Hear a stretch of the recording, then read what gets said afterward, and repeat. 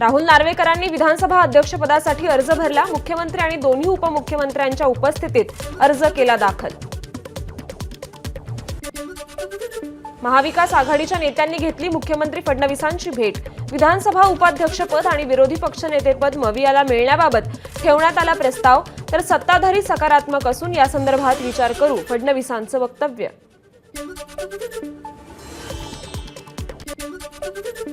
नाना पटोलेंनी घेतली विधिमंडळ सदस्यत्वाची शपथ। हातात संविधान घेऊन पटोलेंकडून आमदारकीची शपथ।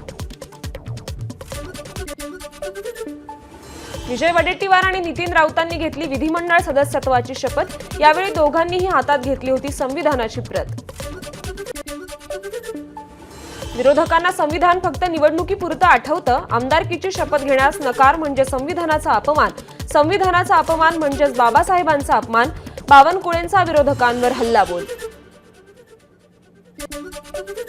शरद पवारांचा मार्कडवाडीतील ग्रामस्थांशी संवाद। बॅलेटवर मतदानासाठी आंदोलन करणारं मार्कडवाडी हे पहिलंच गाव।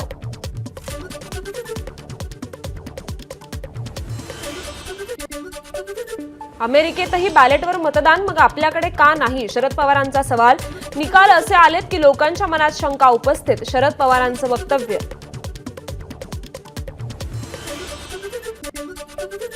मी राजीनामा देतो, उत्तमराव जानकरांचा पुनरुच्चार। बॅलेट पेपरवर मतदान घ्या, निवडणूक आयोगानं ऐकलं नाही तर सुप्रीम कोर्टात जाऊ, उत्तमराव जानकरांचं वक्तव्य। निकाल महायुतीच्या बाजूने लागला की ईव्हीएम मध्ये बिघाड। अपयश झाकण्यासाठी मवियाचा खटाटोप सुरू। शरद पवारांच्या मार्कडवाडी दौऱ्यावर उदय सामंतांची प्रतिक्रिया। अपयश लपवण्याचं काम शरद पवार करतायत। मार्कडवाडीत शरद पवारांचे लोक आंदोलन करतायत। जनता नाही, चंद्रशेखर बावनकुळेंची टीका। तर ईव्हीएमवर निवडून आलेल्या मवियाच्या आमदारांनी राजीनामा द्यावा, बावनकुळेंचं आव्हान। बॅलेट पेपरवर मतदान घेणार असतील तर राजीनामा द्यायला तयार। रोहित पवारांचं बावनकुळेंना प्रत्युत्तर। संविधान टिकावं हाच मवियाचा प्रयत्न, रोहित पवारांचं वक्तव्य। मार्कडवाडीवरून महाविकास आघाडीची भरकटवाडी झाली आहे। प्रवीण दरेकरांचा मवियाला टोला। शरद पवार हे भीष्माचारी असूनही त्यांनी असं का करावं? दरेकरांचा सवाल। महाविकास आघाडीने शपथ न घेण्यासंदर्भात निर्णय घेण्याआधीच मी शपथ घेतलेली। डहाणूचे माकपा आमदार विनोद निकोलेंचं स्पष्टीकरण, तर मवियासोबतच असल्याची निकोलेंची माहिती। कट्टर हिंदुत्ववादाच्या मुद्द्यावरून सपा मवियाची साथ सोडत असेल तर आम्हीही हिंदुत्ववाद सोडणार नाही, भास्कर जाधवांची प्रतिक्रिया। चंद्रशेखर बावनकुळेंकडून विधिमंडळ परिसरातील छत्रपती शिवाजी महाराजांच्या पुतळ्याला अभिवादन। बावनकुळेंसह मुर्जी पटेल आणि संजय उपाध्याय उपस्थित। उमरखेडचे आमदार किसन वानखेडेंचं विधानसभा पायऱ्यांवर दंडवत। आमदार किसन वानखेडे आई वडिलांसोबत विधान भवनात शपथ घेण्यासाठी आले। मार्कडवाडीमध्ये देवेंद्र फडणवीसांच्या अभिनंदनाच्या बॅनर शेजारी लागले ईव्हीएम हटाव देश बचावचे बॅनर्स। बॅनरवरून भाजप आणि महाविकास आघाडी कार्यकर्ते आमने सामने। उद्या होणाऱ्या एकीकरण समितीच्या महामेळाव्यावर कर्नाटक सरकारची बंदी। कायदा सुव्यवस्थेचं कारण देत यंदा संमेलनाला नाकारली परवानगी। सीमा भागातील प्रश्न मिटू नयेत ही काँग्रेसची पहिल्यापासूनची भूमिका। एकीकरण समितीच्या महामेळाव्यावरील बंदीवर उदय सामंतांची प्रतिक्रिया। केंद्र सरकारने पुढाकार घेऊन सोक्षमोक्ष लावावा। कर्नाटक सरकारच्या एकीकरण समितीच्या महामेळाव्यावरील बंदीवर हसन मुश्रीफांची प्रतिक्रिया। ईव्हीएम विरोधात उद्या श्रीवर्धनमधून पराभूत झालेले अपक्ष उमेदवार राजाभाऊ ठाकूर जन आंदोलन करणार। बॅलेट पेपरवरच पुढील सर्व निवडणुका घेण्याची मागणी करणार। बीडमध्ये माझाच्या बातमीनंतर प्रशासनाला खळबळून जाग। अंबाजोगाईतील शासकीय स्वामी रामानंद तीर्थ रुग्णालयातील बनावट औषध पुरवठा प्रकरणी द्विसदस्यीय चौकशी समिती स्थापन। एबीपी माझाच्या पाठपुराव्याला यश। काळंबावाडी धरणाची गळती बंद करण्याच्या कामाला जानेवारीत सुरुवात होणार।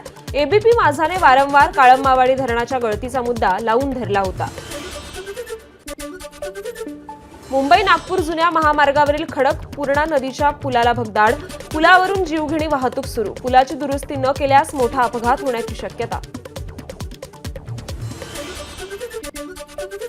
बुलढाण्याच्या लोणार सरोवराचा जागतिक वारसा स्थळात समावेश करण्याच्या हालचालींना वेग. या संदर्भात युनेस्कोच्या जागतिक वारसा समितीची बैठक होण्याची शक्यता. बैठकीत शासनाकडून हा प्रस्ताव ठेवला जाणार. नाताळसाठी कोकण रेल्वेच्या विशेष गाड्या. अहमदाबाद ते थिवीम आणि थिवीम ते अहमदाबाद दरम्यानची प्रवाशांची अतिरिक्त गर्दी टाळण्यासाठी विशेष द्विसाप्ताहिक गाड्या सोडण्याचा निर्णय.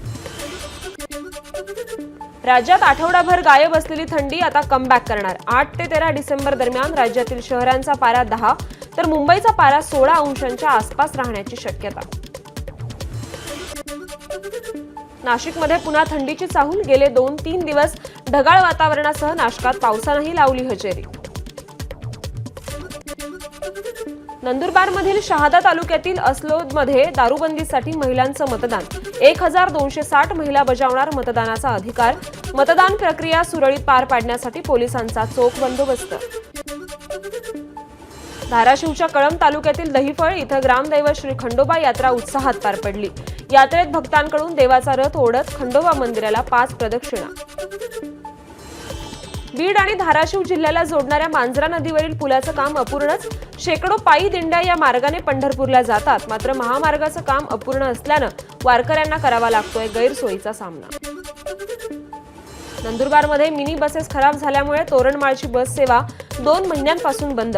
नवीन बसेससाठी पत्रव्यवहार केल्याची शहादा आगार प्रमुख भोई यांची माहिती. नाशिकच्या महामार्ग बस स्थानकात इलेक्ट्रिक बसचा अपघात. अपघातात एकाचा मृत्यू तर 2 जण गंभीर जखमी. मुंबई पोलिसांच्या गुन्हे शाखा कक्ष 12 कडून घरफोडीच्या गुन्ह्यातील 2 आरोपींना 24 तासात अटक. कुरार पोलीस ठाण्यात दाखल करण्यात आलेला घरफोडीचा गुन्हा. चोरीला गेलेले 7 तोळे सोनं जप्त. वाशिमच्या नागीमध्ये 50 फूट खोल विहिरीत पडलेल्या रानमांजराची 5 दिवसांच्या प्रयत्नानंतर सुटका. वन विभागानं स्थानिकांच्या मदतीनं या रानमांजराला बाहेर काढून नैसर्गिक अधिवासात सोडलं. हिमालयात 6 वर्षात सर्वात कमी हिमवृष्टी. गेल्या वर्षीच्या तुलनेत गंगापात्रात 40% तर सिंधू नदीच्या खोऱ्यातील बर्फाचं आवरण 10 ते 20% कमी. एबीपी माझा, उघडा डोळे बघा नीट.